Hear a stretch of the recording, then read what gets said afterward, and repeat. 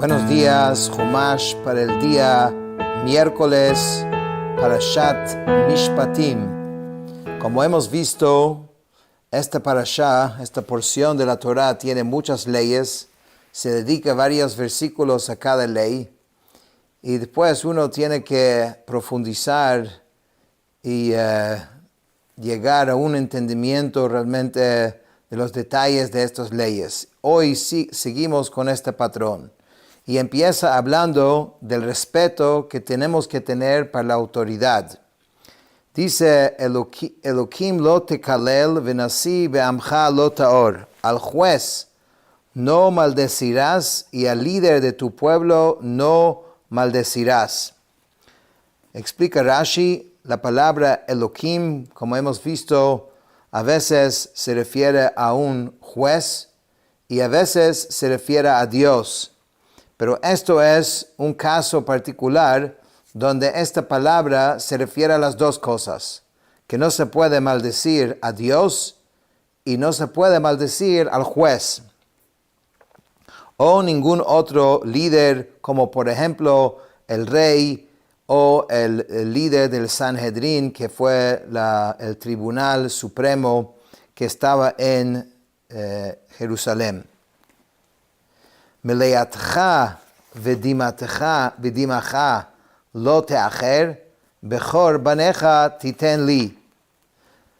Ahora viene otra ley, que son las donaciones que hay que dar al tribu de Leví.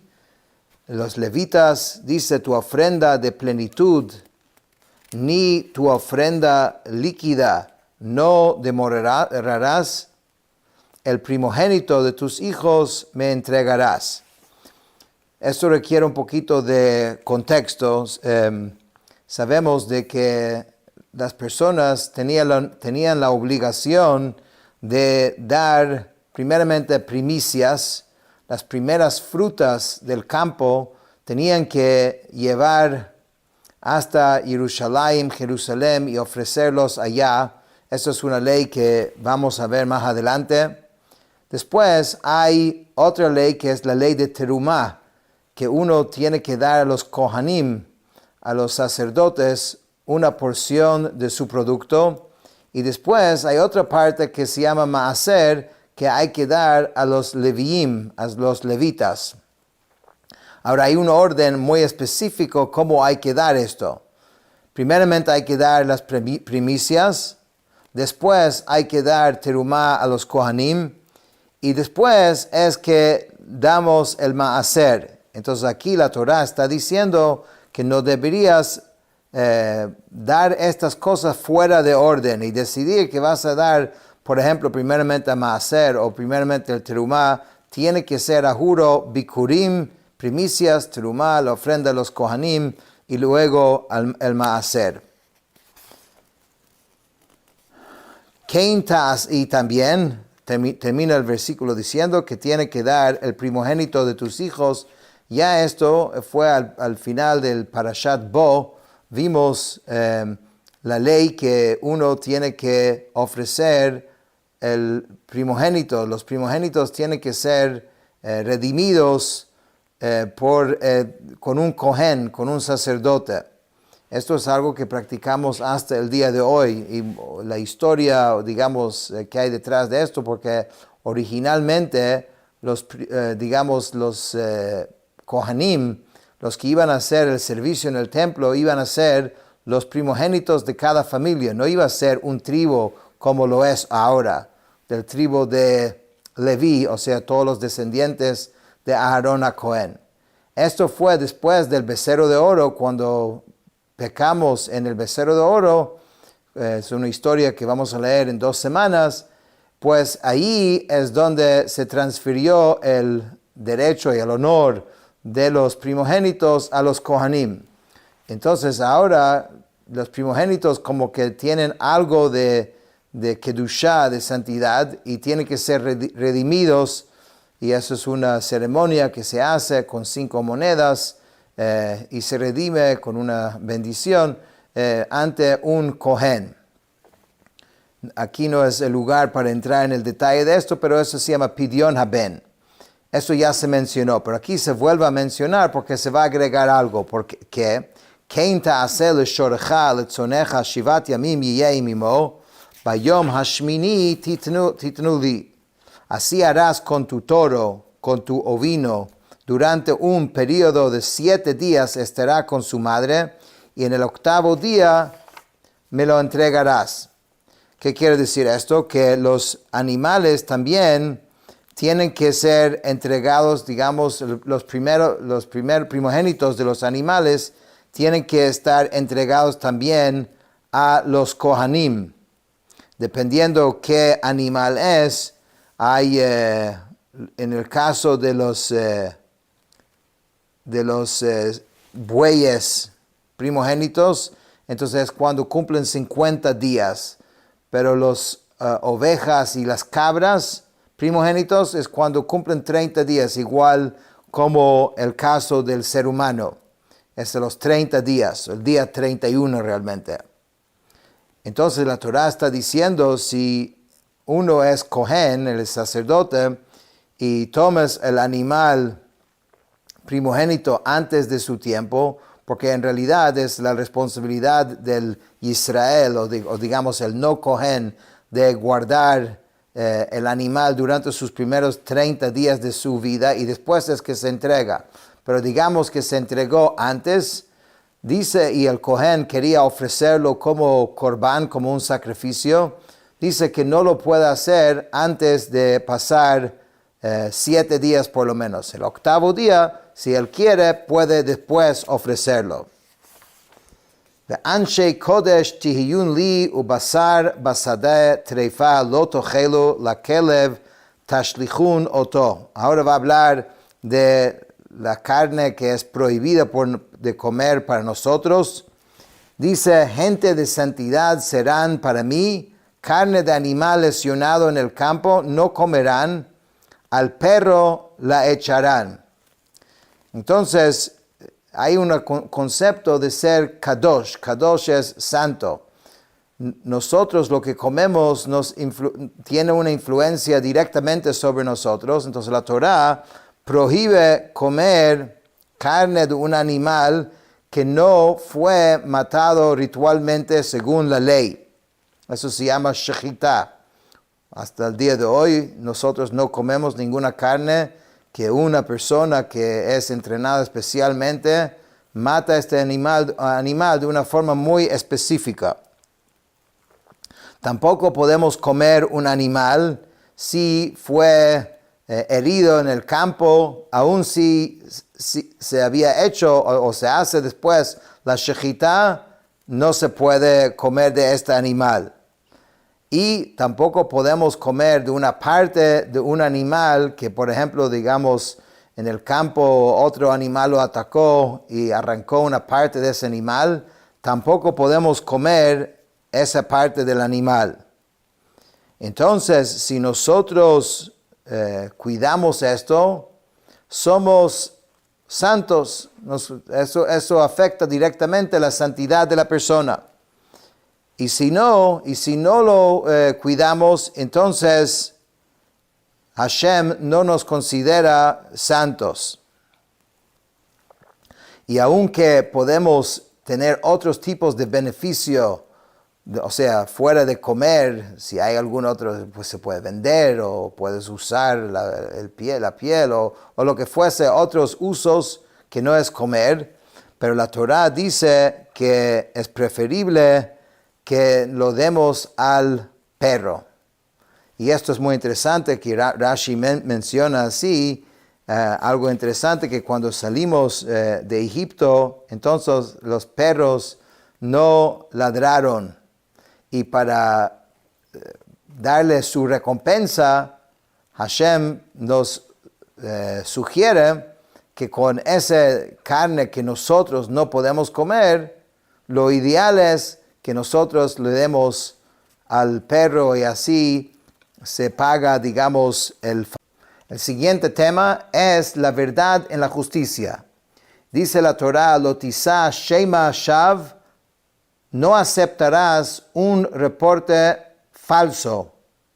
Al tashet yadcha im rasha lihiyot ed jamás. No pondrás tu mano con el malvado para ser testigo fraudulento. ¿A qué significa esto? Entonces, primeramente, Rashi trae lo que dice el Targum, que hay un mandamiento negativo que no puedes escuchar la Lashon Hara o maldicencia de otra persona. Cuando otra persona está hablando mal de una persona, no deberías aceptarlo. Eso quiere decir no solamente un juez, todos somos jueces en ese sentido. Una persona debería cuidarse de no escuchar la Lashon Hara y no participar cuando se habla mal de una persona, ni, por supuesto, ni hablarlo y ni siquiera escucharlo. Apartarse de ese tipo de conducta. Y también se aplica a un juez que no debería escuchar ningún tipo de caso o litigio hasta que los dos litigantes están frente a la persona. O sea, no puedes escuchar uno y que tenga una ventaja y después que venga el otro. No, los dos tienen que estar enfrente de uno. Y la última idea que dice que no pondrás tu mano con el malvado, dice que alega una reclamación falsa contra su prójimo. Está tratando de tramar algún caso, algún cuento o historia que es falso. Y tú, para no, digamos, entrar en el detalle, haces como que sí, ok, está bien, vas a participar o vas a ayudarle a apoyar algo así. No puedes apoyar esto, ni siquiera que si no es tu intención, al final de hacerlo, tienes que alejarte completamente de algo así. Después dice, Lo tihye acharei rabim leraot, no irás en pos de la mayoría para hacer mal, velo ta'aneh al riv lintot acharei rabim lahatot. Y no responderás sobre un litigio cediendo a la mayoría para pervertir la justicia. Este versículo tiene mucha profundidad y mucha información. De hecho, hay un Rashi sumamente largo y voy a tratar de resumir algunas de las ideas principales de lo que está transmitiendo. La primera cosa es que nos está aquí advirtiendo que uno no puede, seguir, la mayoría está en un juicio y ve que la mayoría de los jueces están tomando una decisión hacia una dirección y no quiere como que discutir con ellos, entonces toma la decisión, ¿sabe qué? Aunque yo pienso diferente, voy a seguir la mayoría. No deberías hacer esto. Como juez, el juez debería decir su opinión aun cuando está contrario a lo que dicen todos los demás. Cada uno tiene que asumir la responsabilidad por su posición y tiene que ser verdadero. Y no deberías ni siquiera decir, ¿sabe qué? No voy a decir nada. Voy a quedar en silencio. Y eso también en la vida es así. A veces vemos que algo es incorrecto y podemos decir nuestra opinión y de repente podemos cambiar la situación, pero uno no se quiere como que manchar, no se quiere meter. A veces sí hay que meterse y sí hay que decir la opinión correcta. Entonces, estas son algunas de las ideas de lo que está transmitiendo este versículo. Hay mucho más aquí, pero vamos a seguir. Dice, Vedal lo tehedar berivo, no concederás distinción al menesteroso en su litigio. Okay. En otras palabras, a veces quizás uno pensará, uno de los litigantes es un pobrecito, voy a ayudarlo aunque no es la verdad. Y esto es algo sumamente importante, porque tenemos que separar entre lo que es justicia y lo que es bondad. Justicia es justicia. No puedes favorecer en un juicio ni el rico porque es rico, ni el pobre porque es pobre. Tiene que ser la justicia, iguales, dos entes totalmente iguales. Después quieres practicar gesed, bondad, por alguien que está, digamos, pobre y necesitado, con mucho gusto, pero eso es otra cosa. No puedes mezclar eso en la justicia. La justicia tiene que ser puro. El último tema de hoy es acerca de cómo deberíamos actuar con nuestros enemigos. Dice que tifga shor oyivcha o jamoró toe, si encuentras el toro de tu enemigo o su asno extraviado, dice Hashev teshivenu lo, ciertamente te lo regresarás. O sea, ves que está perdido y sabes que este animal pertenece a tu enemigo, no por eso va a decir, ¿sabe qué? Que lo perdió, no me importa, yo no me voy a meter aquí, no lo voy a ayudar. Deberías agarrarlo y deberías devolverlo. Después dice otro caso, que tiré jamor sonaja rovetz tachat masao vechadalta me azov lo. Azov tazov imo, si ves el asno de tu enemigo caído debajo de su carga y la persona quizás dirá, no lo voy a ayudar, voy a abstener de ayudarlo. Dice la Torah que eso tampoco deberías hacerlo, ciertamente ayudarás junto con él. Hay varias excepciones a este caso. Si la persona es una persona sumamente importante y meterse ahí y ensuciarse con el animal, entonces en este caso, digamos, es un rey, es un presidente, es una persona importante, entonces en este caso no tiene que ayudar personalmente. Si la persona no tiene la fuerza, por ejemplo, es una persona mayor, entonces en este caso tampoco. Y si esta persona es alguien que trató de convencer a las demás personas para que sirvan idolatría, en ese caso tampoco tienes que ayudar a esta persona. Pero en otros casos, en la mayoría de los casos, la persona debería poner a un lado sus propios sentimientos con esta persona y deberías ayudar a esa otra persona. Con esto terminamos el Jumash de hoy.